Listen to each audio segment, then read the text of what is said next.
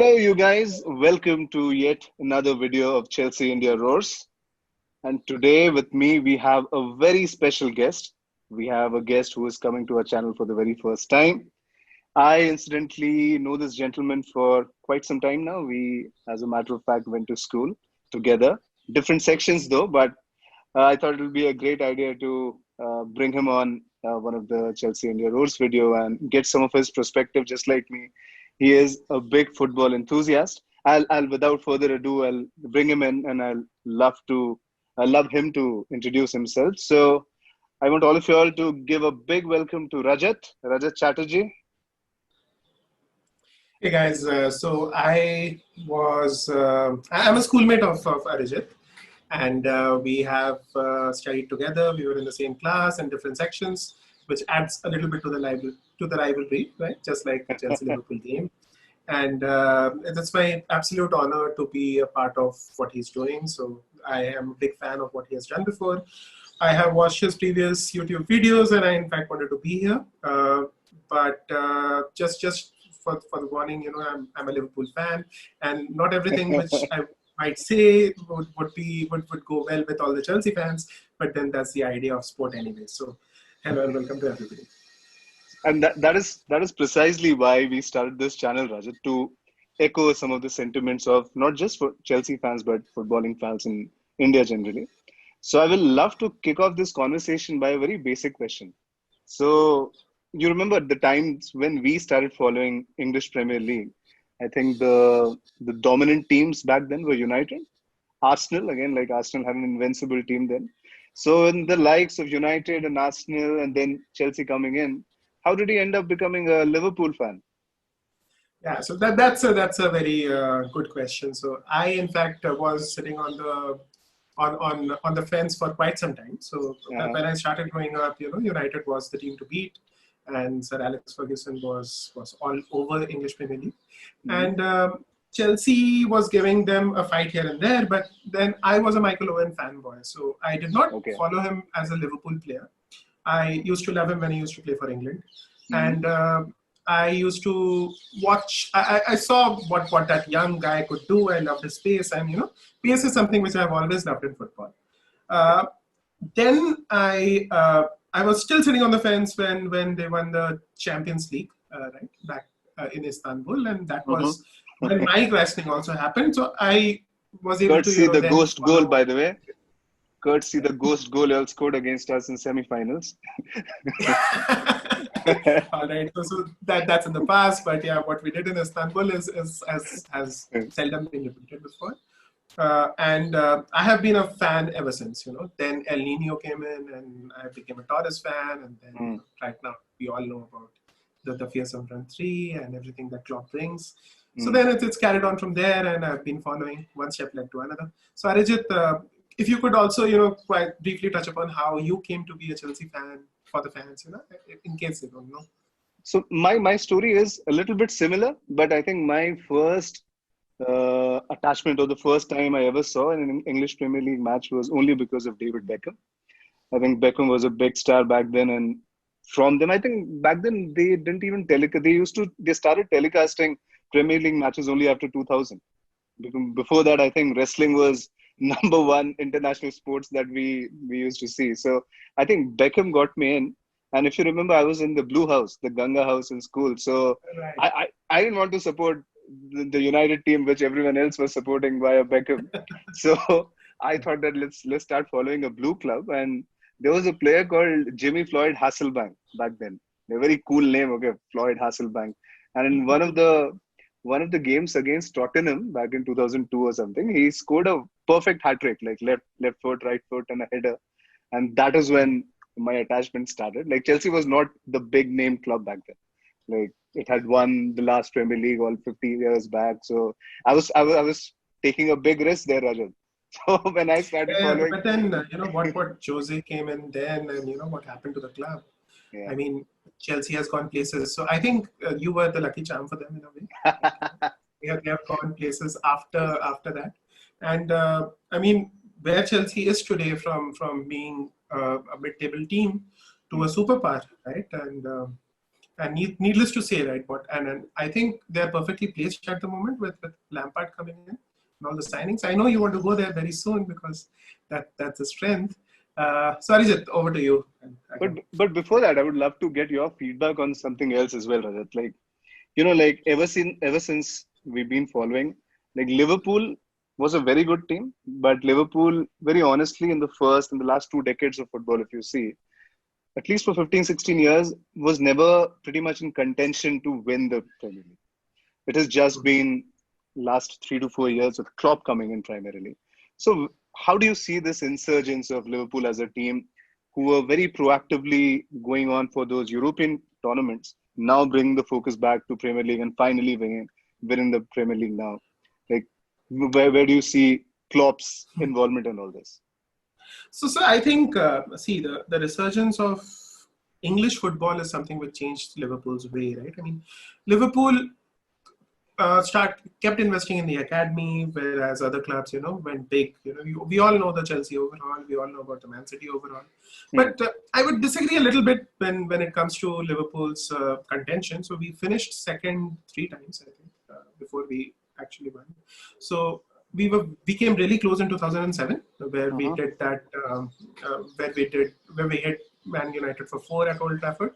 So we finished second, and then Arsenal came and stole that trophy. I remember that once. So that was at Anfield itself. So we were then and there, but never in contention. We were never the dominant force. And I think it was somewhat of a time when people did not know what is going to go and happen in Liverpool as a football club, and players and big players left. If you remember, Alonso leaving, and that broke my heart, and then Torres leaving, that broke my heart.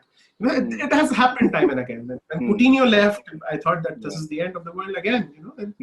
But that did not happen because we had a plan B, and I think this is the first time that we found a coach who is thinking long term. So Klopp, as a person, is not thinking about the next immediate year, correct? And when he's planning for the next 3 or 4 years. Yeah. And I think you have to give a lot of. So we were not as down as United is today, right? Correct. So we were there, finishing fourth. You raise a very, very good point there, Rajat. I feel fundamentally that is where these two clubs are very different. The way Chelsea think and the way Liverpool thinks. I think I'm a big admirer of what Klopp has been doing over the last 3 to 4 years. But if you see Liverpool as a team, like their approach has never been like Chelsea, that just spend out the cash, try to get as many players as possible. Because Chelsea's ideology, I think, with Roman coming in, has always been perform or perish. Like if it was Lampard given the similar opportunity like Klopp, I don't think so. Roman would have waited 4 seasons for Lampard to take the cup and then see. Which is the opportunity which Liverpool as a club has given to Klopp.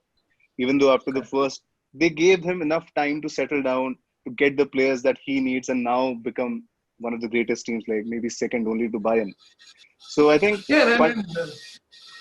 And I think that this is great for football, Football shouldn't always be about buying big names, correct? It's good that players like Mane, Salah, who are on the fringes, right? Players like Sterling, right, who people did not give a heartbeat, before Brendan Rodgers came in. And all of them are coming out and doing well at their clubs, if you see. It's not only about the Ronaldos and the Messis and the Di Marias anymore. It's good to see a person like Mane getting a shot at the Ballon d'Or, and a person from Egypt coming in and lighting up the Premier League. So these things, I think, Klopp has done well, and he's a person who creates players, right, from Lewandowski to Salah, what he is today. And if you just take Robertson, right, a 4 million valued player, and where he is today. So it's good to see such kind of player makers in football.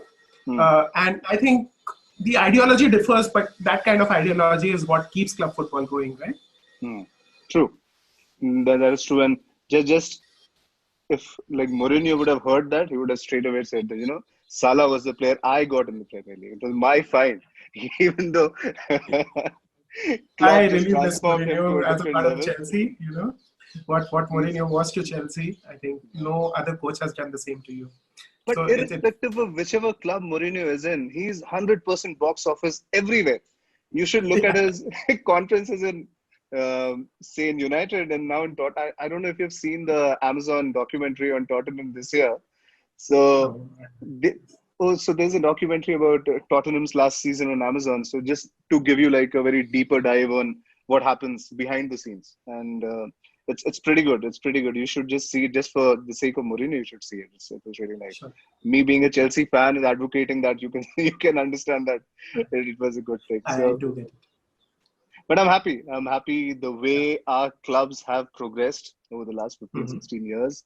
Right. Back when that it used to take some time to confidently come out and say that, hey, I'm a Liverpool fan or a Chelsea fan, and you'll find like some 200 United fans. I think that equilibrium shifting.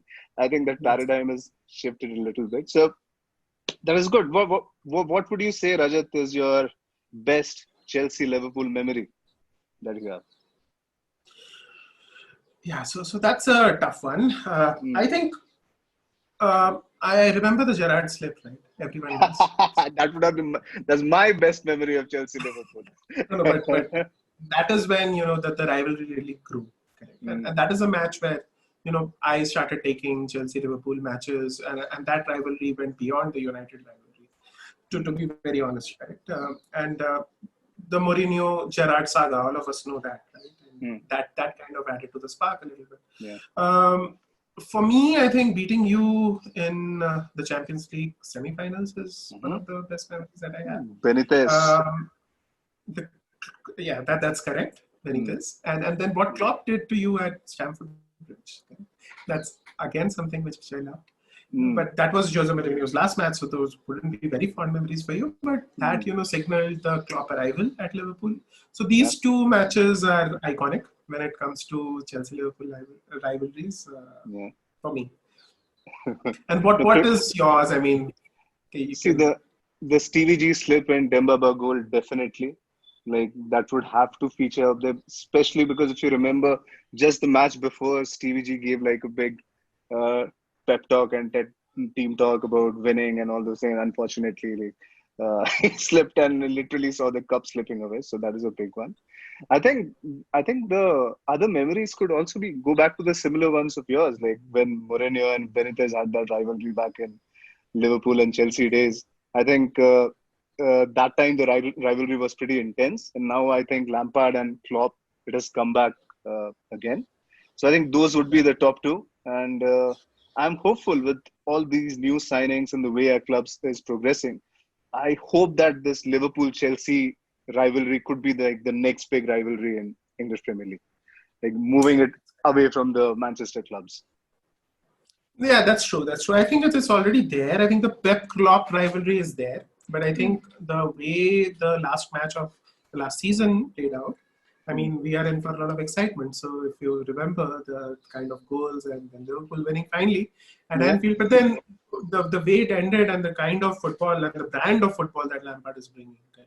Mm, We've seen a different brand of football at Chelsea. Chelsea under Mourinho was always a pragmatic team, mm, sitting back and then bodies behind the ball. But I think Lampard is changing that, and it's good, exciting football, and mm. that is what I expect tomorrow. So that's something which we are all looking forward to. Have you been following the transfer window this year, Rajat? I know that you will be very happy about it, and yeah, I have been following, and I wasn't very happy till yesterday, but yeah, Ah, things have changed since then. So. I know it would have been a different tone altogether. Like we're very honestly, even I was thinking that Liverpool for some reason they have not went ahead and made, even though like y'all are a very good team, but as you know, anything which is more tougher than winning a Premier League is to win the Premier League again. And I That's think true. Liverpool definitely needed some sort of inclusion in form of Thiago Alcantara and the wonderful winger you all got from Wolves. So I think those two are incredible signing. But coming back to when you talk about transfer and not talk about Chelsea would be would be just unfair. Especially I think when this I believe has been one of the best transfer windows for Chelsea in history. Maybe second to the 2004 transfer window when Jose Mourinho came in and we had Yeah. those big money signings of Drogba and Iron Robin and Petacek and all those big signings. But I think the transfer window that we've had this year has been incredible, incredible. Man. I don't know. Yeah, so it's, by far, I feel that Chelsea has an attack second to none. and Mm-hmm. Manchester City included. So when Pulisic went to Chelsea, that is something which was a big surprise for me. I did not expect that Klopp would let him go because he was brought in under Klopp and the way Klopp admires him. But then I got two more surprises, right? Timo Werner going, and then now Kai Havertz going, and being German names, they Yeah. have taken Bundesliga, and and the kind of attack that Chelsea has, just just to think that such kind of an attack has such uh, uh, the kind of havoc that it can wreak, to the Premier League, and it actually excites me. And Mm. trust me, I have gone. We always concede the advantage uh, to Man City when it comes to attack, but I think Mm. Chelsea is not far behind.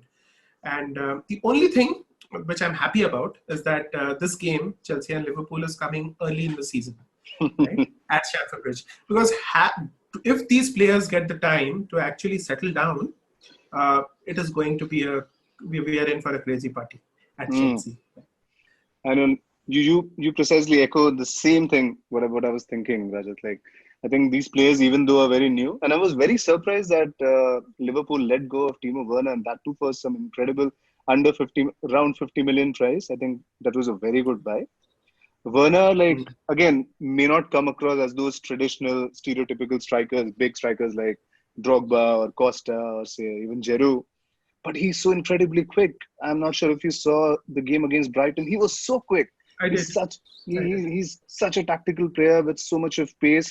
And but I think the way Lampard played him against Brighton, that may not have been his best position. Like playing a solo striker, even with Leipzig, I think Werner was playing as a secondary striker. There was another frontman, and he was just making those runs from the left. I hope that Lampard uses Werner in that way. Then Havertz coming in again, one of the most Exciting, anticipated, exciting. exciting young players. I don't know if you've seen him play in some of those Leverkusen matches, but his style is so similar to Zidane. Like it will That's be correct. like too much of a comparison already, but the elegance that he has in such a young age, and that dude has played a lot of football in such a young career. So That's true. So Kai I was Havertz is one of the most exciting German talents, and yeah. he's going to do Chelsea a lot of justice. He's going to plug in a lot of gaps. I mean, linking up from in front of your own box Hmm. to Timo Werner, and I slightly differ in my opinion about Werner. I think he's going to be lethal as a number 9, correct? And Chelsea do play a traditional number 9, Hmm. and Liverpool don't, right? Hmm. Liverpool play a false 9 in Firmino. Hmm. And that could have been one of the reasons that Klopp did not opt for him. For him. Rather, he went for and then plus Salah is covered because we already Hmm. have Harvey Elliott. We already have Zidane Shaqiri, who are Hmm. basically scratching their toes right now, doing nothing. So Hmm. they need to get a chance to play as well. I think Mane needed some cover, Hmm. and the Wolves signing, which you precisely mentioned, is going to do that for us. Hmm. Uh, we'll have to see. I think we Chelsea and Liverpool are both one defender short when it Hmm. comes to. So that's my feeling. So I Hmm. see a lot of goals. And if Liverpool stays the same way, Yeah, that's and what you my you bring up a very interesting point that even I was thinking, because if you look at this season, already we started a little late, as you know, because of all the lockdown and shutdowns that we had. So, and if you see the calendar that we have every week there is a match. There is alternate matches like after every second week. Then there are international matches that they have to get away. So there's a lot of football which has been cramped up in the next 5 to 6 months time. And one of the reasons why I feel like maybe Liverpool has missed that trick right now, because there's a huge dependence on the front three, on Mana, Saleh, on Mane, Salah, and Firmino. Because I think that is where a cover would have been a very good strategy for Liverpool, because you can't expect those three to play in their top positions in all each and every consecutive week. So I think that bench strength is something Liverpool can, from a Chelsea stand see. perspective, I think. That's correct. So Diego Jota, who has been brought in, he's going to Hmm. play the Mane position. He's going to be a backup, and I think his expectations would not be to fit the first team because Hmm. right now the situation that Klopp is in, he cannot give a first team start to a Werner or a Kai Havertz, right? Mm. Uh, and see, Arijit, to be very honest, correct, from an attacking point of view, Liverpool Mm. were better in the 1920 season than they Mm. were in the 18-19 season than they Mm. were in the 1920 season. Mm. Uh, and there is one difference, correct, that Salah and Mane and Firmino and Chamberlain and everybody in the team, Van Dijk especially, everyone was fit. Liverpool Mm. doesn't have a good second team. So Mm. I think the reason why we won the league last year rather than the year before last is because um, the last season, right, rather than the season before last, was because of this fitness. Mm. And now I think Klopp has learned from his mistakes, and he's trying to create a second team or someone Mm. to support the front three, because week in and week out we are going to play. If football is played in the same way, Yeah. then it's just a matter of time before Mane gets injured or Salah gets injured. And if that happens, we will be swept away. Mm. Correct. The Mm. Barcelona match doesn't happen all the time. Correct. Yes. Which we did before without the front three, but Correct. that we need some sort of a solid cover, and that is what Mm. Klopp has gone for. But then, I have a question for you, correct? With Mm. so many stellar players, who are you going to bench? Wouldn't there be dissatisfaction among the players? Who do you think will start for Chelsea? So see, that's a very good question again, Rajat. Like as you know, last year we had a couple of transfer bans for 2 windows, so we practically did not spend anything post selling Hazard and selling Morata. We had money from Morata as well left over. So I think what Lampard has gone ahead this year with is that everything that he did with all those English players, with the likes of Mount and Abraham and Reece James and Loftus-Cheek and Callum Hudson-Odoi, he's now trying to give a very good competition to some of these positions. So player like Werner or Havertz or even for Ziyech, unfortunately, who will not feature against Liverpool. I was hoping he does because that would have been a very exciting prospect. So I think what this does first, like as Lampard was also saying in one of those interviews, that the overall spirit within the team increases. The way they play football, like there's a definite step up to the way they train, the way they approach to situation. That is up. And I think that's good competition. I think that's healthy competition. See, end of the day, we were 33 points behind you guys last year, right? We needed these transfers. We needed some of these marquee signings. We needed something transformational so that we could get back to reckoning, or else this year again the league would have just been sorted out between the top two guys. But with all Yes. of this happening now, at least I'm happy that Chelsea is also making a stake. Chelsea is also there asking Liverpool and City asking those tough questions. So I'm happy. I'm happy with that. And as I said, I was more happier yesterday before you all signed Thiago, because we signed one Thiago, you signed another Thiago, we signed Silva, you signed Alcantara. Both played in the Champions League final.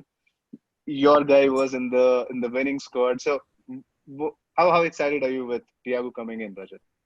See, Thiago, I think it's the right kind of signing. It gives Mm-hmm. more freedom to the front three, from a creativity point of view.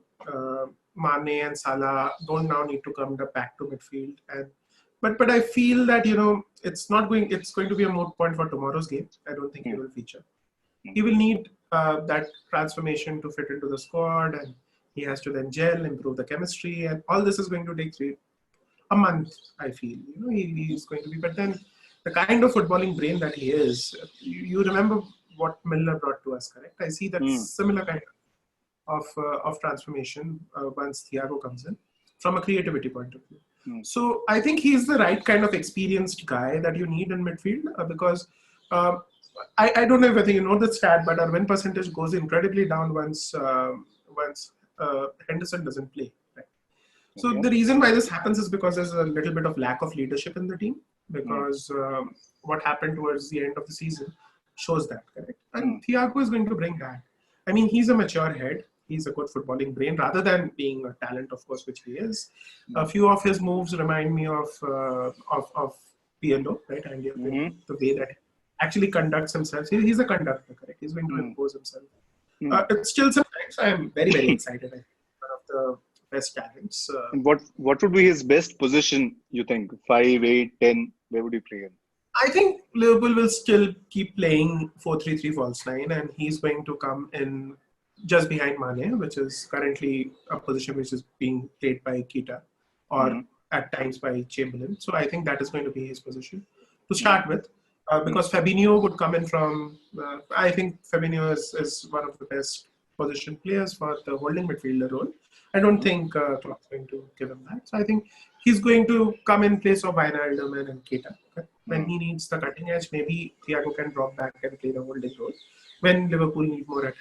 So I think that's the way they're going to shape up. What would be your predictions, Rajat, for tomorrow's match? Where do you see this match going?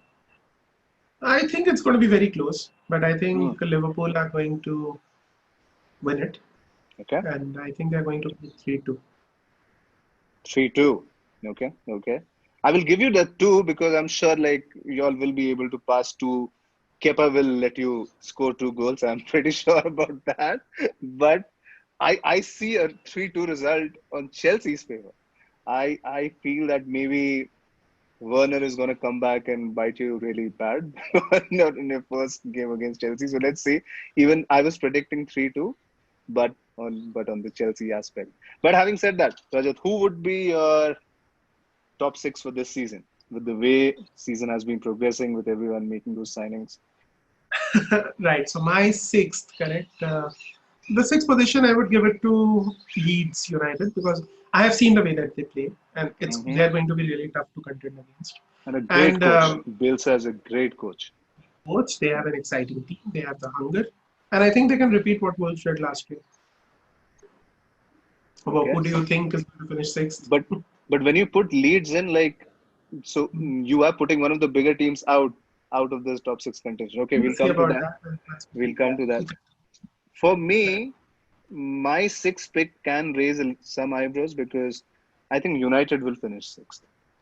Now, the reason why I say because even though Solskjaer like created a very good team, I think from an investment standpoint, other than Danny Van Beek, like they have not made any more investment. I think Jordan Sancho would have been a game changer, but I think Sancho is not happening. So I think United will finish 6th.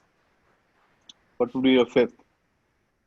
I believe 5th. That's a tough one, right? The 5th position. I think 5th, I'll give it to Tottenham. Okay. I feel that they're just not there yet. Correct. 5th would be a perfect slot for them to finish. I know that what's happening with Bale going in there, but I don't feel that he's going to transform much from an attacking point of view, simply because the team's ethos and Jose Mourinho don't go together. That's why I feel that 5th position kind of justifies their finishing spot. Okay. So for me, I would say my 5th would be Arsenal. I think Arteta again has created a very good team. This year they have made a very good signing as well. Like Gabriel, I feel is a very good signing which Arsenal has made. We handed over on a platter a very good player in the form of Willian, who right from the first game is like being the differentiator in the Arsenal teams. I don't know like why we decided to sell Willian, but we have always treated Arsenal as some of the players' retirement home, be it Petr Cech or David Luiz, now Willian.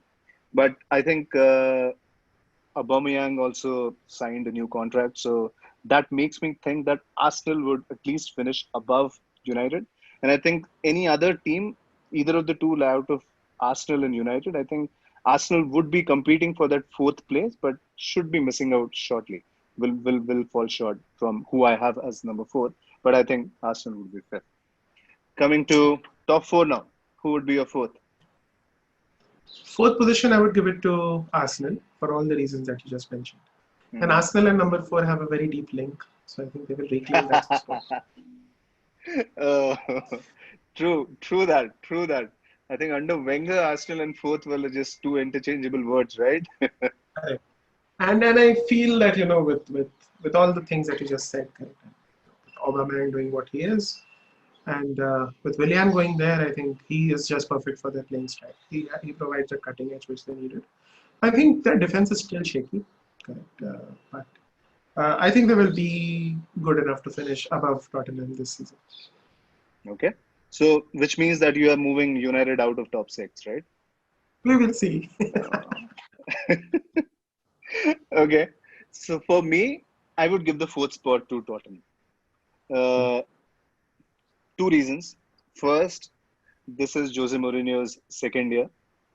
Historically, Mourinho's second year has been the best everywhere other than United. And from whatever I could gauge from the documentary at Amazon, I felt that what he's trying to build or create at Tottenham will fall in line. I think Tottenham did already have a very good team in form of Harry Kane or Dele Alli or Sonny, even Lucas Moura, and now with Bale coming in, Reguilon coming in, I think the team is just going to be more stronger. And I think they have a perfect coach in the form of Mourinho who can produce results. Like the only reason why Tottenham has invested so much in Mourinho or brought in Mourinho even after he being such a controversial character is only because they want to finish top four and they want a silverware. An empty cabinet which is being lying there forever. I think one of the reasons why Mourinho is there to bring those championships. And I have a strong feeling that Mourinho will finish top four and Mourinho will also deliver one of the silverwares, either FA Cup or Carling Cup or Carabao Cup. It has now been renamed to. But that is my fourth right. Okay, top three. Third spot, Liverpool fans might hate me for that, but I think Liverpool will finish third this year. Wow. Uh, I, yeah, I'm I being very honest. oh my God. That's not something which the heart says, Mm, but that's mm, something which the head says. Because I don't think they are.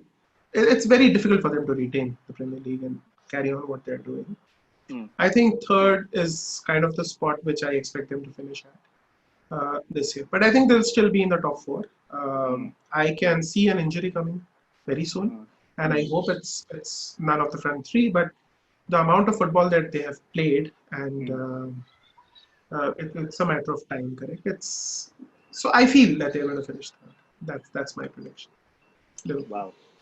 That was a shocker. I'll have to tell you that was a shock. I didn't believe that that will come out of you. But to be very very honest, like even I had Liverpool as my third pick until yesterday. But I think Thiago is a very good player. He's a very good player for a Premier League circumstances, and that gives them the edge. And the reason why I've not put Liverpool on number two, I feel City will finish number three this year. City, even though have made good signing, they got Torres, they got one of our old defenders, Nathan Ake. They are looking to increase the defense by getting Koulibaly from Napoli. So I think those signings will definitely bolster. And as you rightly said, that it is incredibly tough to again defend the title the next year. So I think Pep Guardiola will do his best to uh, keep City at the top. But for some reason, I think even these three signings are not going to change their team to a significant level. With Leroy Sané going out, I think Torres may not be able to fill up that gap created by him. And I feel so much back-to-back games, but I think if Thiago wouldn't have come in, I would have put Liverpool on third. But with this signing, I will put City as number three. Okay, top two. So I kind of know now who your title winner is, and I'll come that's to that. exactly who I have at the moment. Wow. So I feel Chelsea will finish second. Okay. This, right? And Okay. I still feel that you are one defender short, and Hmm. I have a feeling that Lampard is smart enough to make that signing. And by the end of the transfer window, you should get one more defender. Correct. Thiago Silva is good signing, but I don't think he can bring what Van Dijk did to Liverpool. Correct. I think he's too old for that. Hmm. Right. And that is one of the positions. I think good riddance that you got rid of David Luiz last Hmm. season to Arsenal. Hmm. But then you are due a signing. Correct. And Hmm. if Chelsea is able to make that, I feel uh, that they have the attack to take them through to the second spot. Okay. Your So, second. see, you already know who I'm putting second, who I'm putting first, and why I'm like sticking my neck out and making these two calls. So I'll come to my second first, which I've put Liverpool. And as I said, I don't believe Liverpool has invested enough or made significant changes because improvement is something which you need to retain Premiership. And I think Liverpool team from last year has not improved that much significantly this year to retain the championship. And because there are so many matches cramped up in such a short span of time, I think Liverpool will face some tough time. And we are seeing that decline, if you notice, almost from the time when you all already were declared the winners and then the break happened. So, mm, and I think that Liverpool will still find their form gradually as the season progresses. But I think this year, for them, finishing number second, finishing at the top would be a little difficult. So Yeah, I'll and then just, one more reason that I think all of us are forgetting is that we don't have the power of Anfield, correct? At least in the initial part of the season. good point.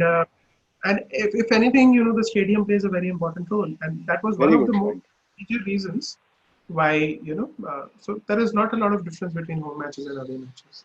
The intimidation that Anfield used to generate for teams like City, Yeah, that will go away because emotion is a big part of Liverpool's football, right? yeah. And I think with the Anfield crowd not being there, and that's the reason why I put them down. With the Anfield crowd, we can beat anybody, correct? Mm, But I think right now, whatever we are facing because of this pandemic situation, mm, um, I think you're pretty right. So 2 or 3 is what I had in my head. mm, But City, correct, and what mm, they can do. mm, So you're right. United is not there in my top six. I don't think they have done enough, right? mm. And I don't think Ole Gunnar Solskjaer is the manager for United. Correct? I don't think, and that's my personal feeling. I don't think that the board is doing good. Correct. Mm, The intent is there, mm, but right now no player wants to go to United. They don't see United as their trophy winning station, and that's why I correct. don't think United is going to finish top six. I see them finishing seventh or maybe Mm, even eighth this season if Wolves are on song. But I feel that the other club from Manchester, mhm, York City, they are going to come back and reclaim what is rightfully theirs. And Pep Guardiola is too good a manager to lose twice, mhm, and he is going to do whatever is possible to make sure. Leroy Sané was a bad mishap last season, but I think they are strong enough. And David Silva has also left this season, correct. but I still think that Kevin De Bruyne is on the ascendancy, Mm, and if he can do what he did towards the later half of the season, mm, especially after the restart, I think City is the best attacking team in the land, even after all the Chelsea signings. So mm. my call is that it's going to be City. But the only question which I have for you there, Rajat, do you think that City with the current team, they came up pretty short from Liverpool last year, right? So my only perspective there would be like, do you see City have made any significant improvement in forms of signings or in form of any other things that they're doing? Because they didn't have too many players injured as well last year who missed out because of which City missed out. So do you think that would be enough for them to for you to put them at number one?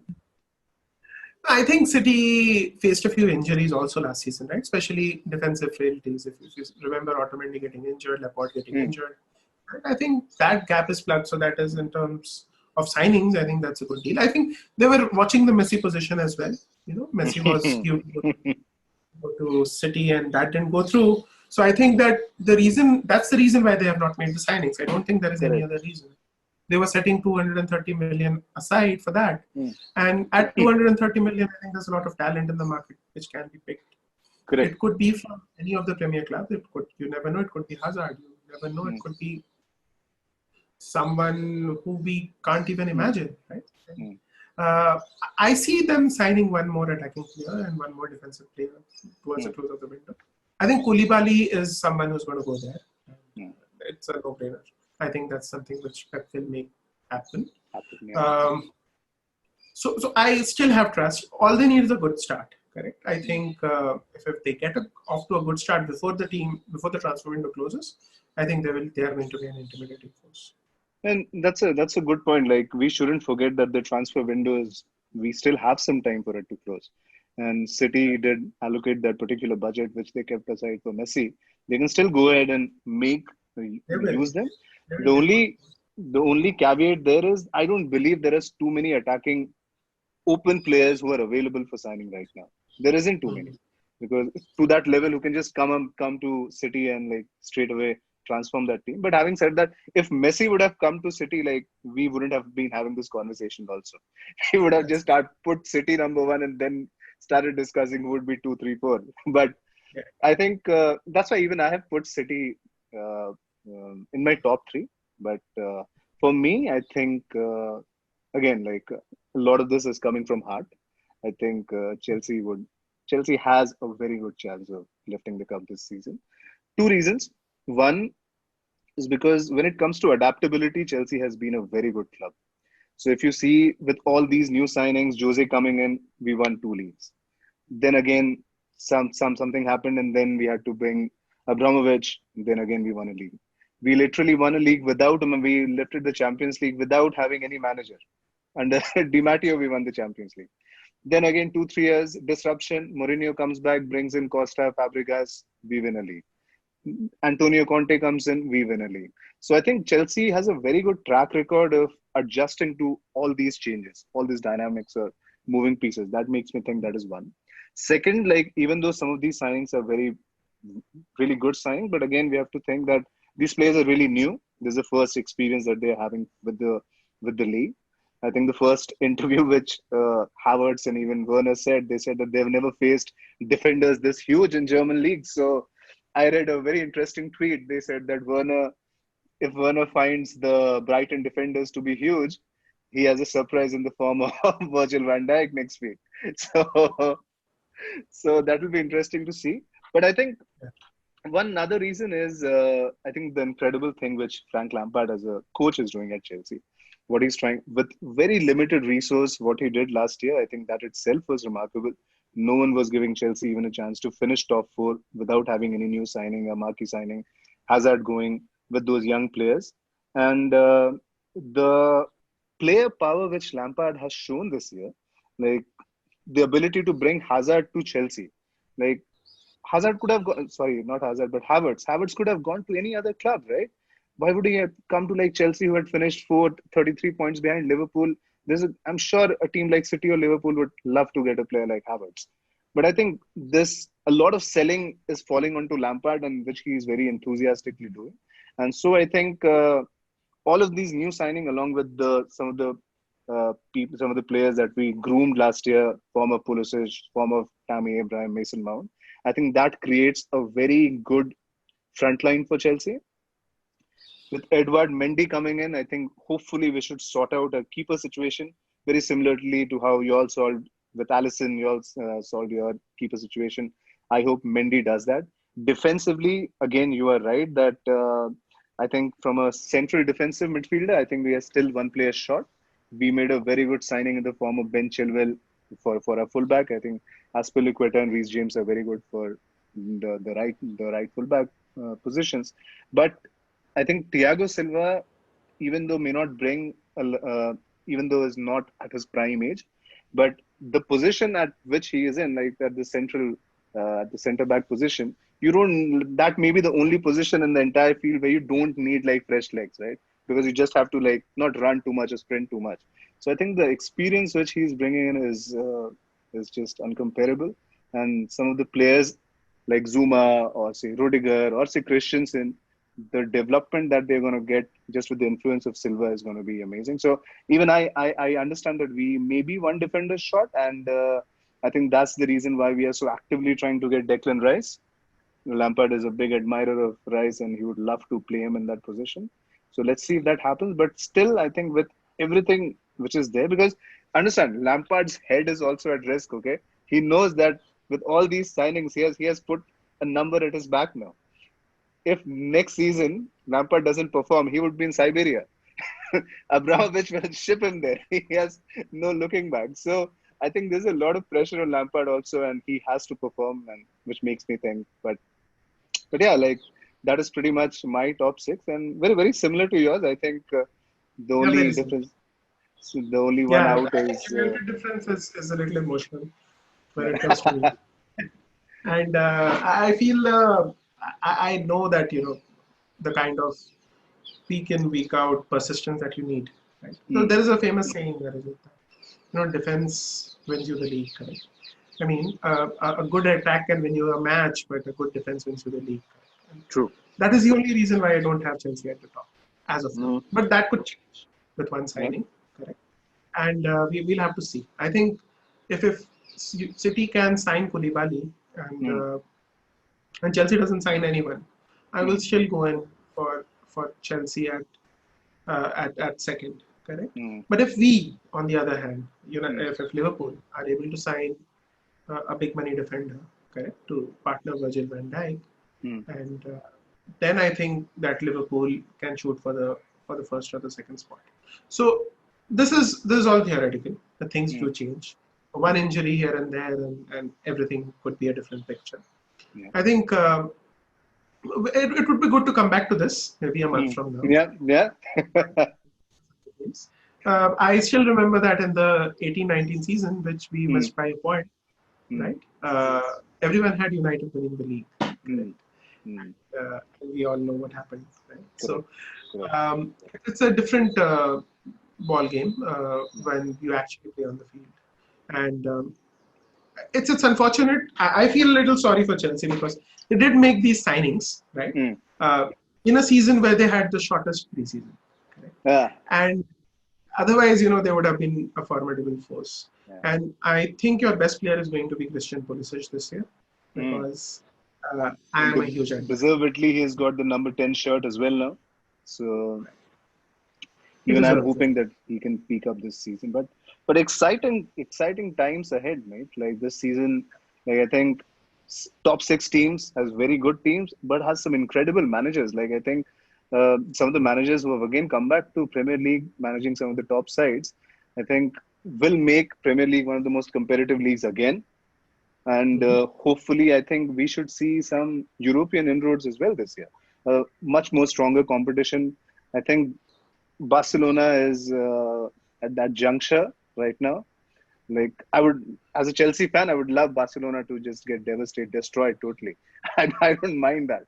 Let Messi leave, let Suarez leave, everyone leave. Like let them go back to that old 2020, 2000 old Barcelona. But just bring that focus back to the Champions League. I think a lot of English teams should feature in Champions League this season. And I think good times. I think good times for English football, right? That's true. And I feel, that an English champion is waiting, at least for the Champions League, and with the kind of management that. I think it's a good shift of power of football from Spain to England now, and I think the best of the Bundesliga has also come to Chelsea this season. If you think about it, so Bayern stays the only big force, but yeah, we got the best player in Bayern, arguably, the best player. So let's see if what we can work with, and it's good to see English clubs doing well. And now the next step would be the English national team doing well. Okay? So I'm an England fan. Right? I've always been. Germany and England both. Germany because of the style of football, and England because of the emotion of the game. So a lot of your young produce are coming from Chelsea. By the way, we have like some 7. We are grooming your 7 young English players. Hopefully, who will. I think 3-4 of them have already made it to the first team. But I think Lampard is doing a good job with them as well. Yeah. So all for it. Let's hope it goes well. Totally, man. I think this was incredible. We initially discussed that this would be like a 15, 20, 30 minutes chat, and I think we've been talking for over an hour now. But I think that has been. I think Premier League has been that way this year. I think a lot of exciting things, and I just love this opportunity, Rajat. I love that we could catch up after such a long time and discuss something that both of us are so passionate about. In a cricket-loving country, IPL is starting today. Like we are still able to keep our football alliances intact, so I'm very happy with that. So yeah, like good, and I would love to collaborate with you in future as well. I hope a lot of Liverpool fans, Chelsea fans also love to see us collaborating more and do this again in future. And I think, Rajat, that it's wonderful to see you starting this venture. And starting this channel on YouTube. And I think it's good that I can help in any way possible. And I'm sure that that this I really hope that this grows and becomes one of the talks of the town. And I have all the best to the channel as well as to the Thank you. Thank you so much, man.